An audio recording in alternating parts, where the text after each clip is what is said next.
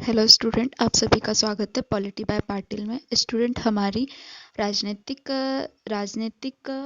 अवधारणाएं चल रही है, जिसमें हमने स्वतंत्रता, समानता को कवर किए थे 2 क्लास में। आज की क्लास है न्याय पर क्लास है, जिसमें हम थिंकर्स को भी कवर करेंगे, उनकी बुक्स को भी, उनकी अवधारणा क्या क्या थी, इसके अकॉर्डिंग हम देखेंगे न्याय को। ओके, तो हम स्टार्ट करते हैं न्याय की अवधारणा वाला टॉपिक स्टार्ट करते हैं। स्टूडेंट, आपको क्लासेस कैसा लग रही है आप ज़रूर बताइए, कमेंट करिए, शेयर करिए, सब्सक्राइब करिए चैनल को। ओके, तो स्टार्ट करते हैं। प्लेटो की बुक है रिपब्लिक। हमने प्लेटो की बुक देखी। रिपब्लिक में प्लेटो क्या कहते हैं कि विचार है उनका, न्याय का अर्थ है हर व्यक्ति को अपने कार्य को करना। उनका उनका मानना था प्लेटो का कि जो व्यक्ति है उनको अपने अपने कार्य खुद करने चाहिए, उन्हीं के लिए वो सर्वश्रेष्ठ न्याय है। ओके, तो रिपब्लिक में प्लेटो यह बात कहते हैं। उसके बाद है अरस्तु कहते हैं अपनी पॉलिटिक्स में कि उनके विचार कहते हैं विवरात्मक न्याय, समान लोगों को समान और असमान को असमान न्याय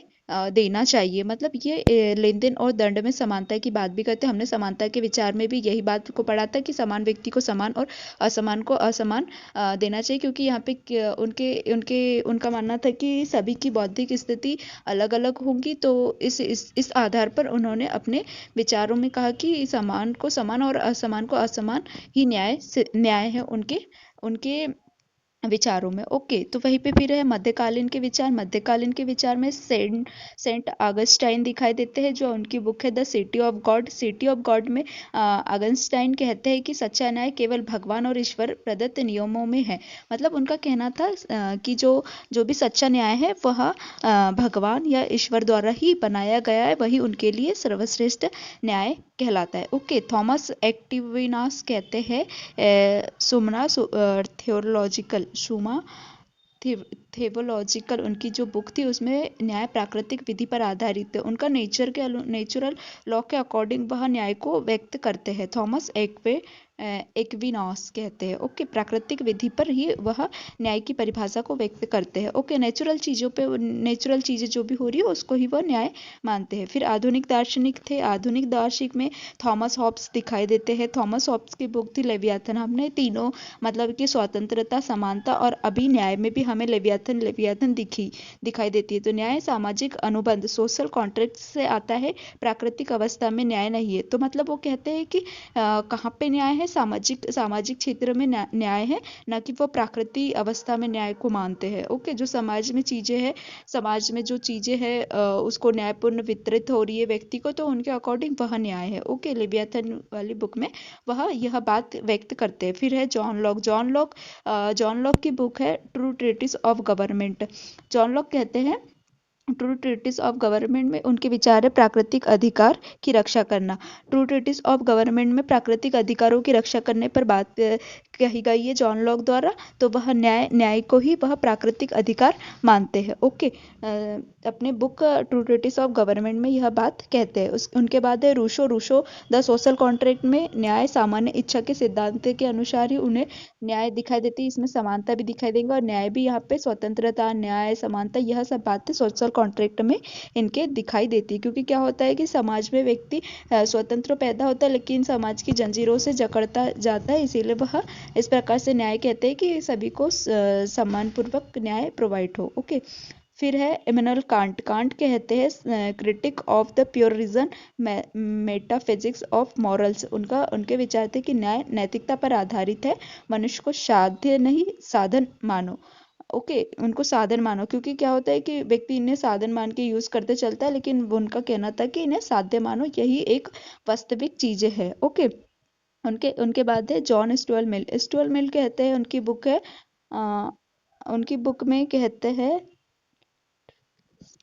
जॉन लॉक उनके विचार में कहते हैं कि न्याय अधिकतम लोगों को अधिकतम सुख देता है।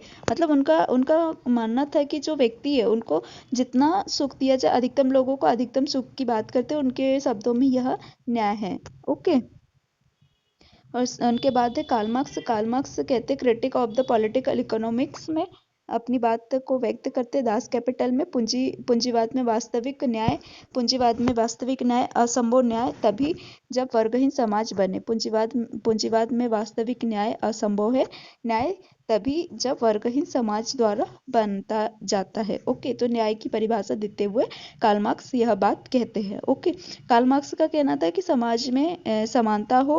ओके, और न्याय सभी को बराबर का हक मिले, सभी के पास में अच्छा खासा ऋण हो, पूंजी हो, तो वह उस प्रकार के न्याय की बात कहते हैं। फिर जॉन रॉल्स अपनी द थ्योरी ऑफ जस्टिस 1971 में कहते हैं न्याय समानता व स्वतंत्रता हो, जिसमें सबसे कमजोर वर्गों को अधिकतम लाभ प्राप्त हो सके। उनके शब्दों में न्याय क्या है कि मतलब डिफरेंस प्रिंसिपल की बात करते हैं वो, कि जो नीचे तबके उन तक न्याय पहुंचे तो उनके लिए वही सर्वश्रेष्ठ लाभ होगा वर्गहीन समाज के लिए।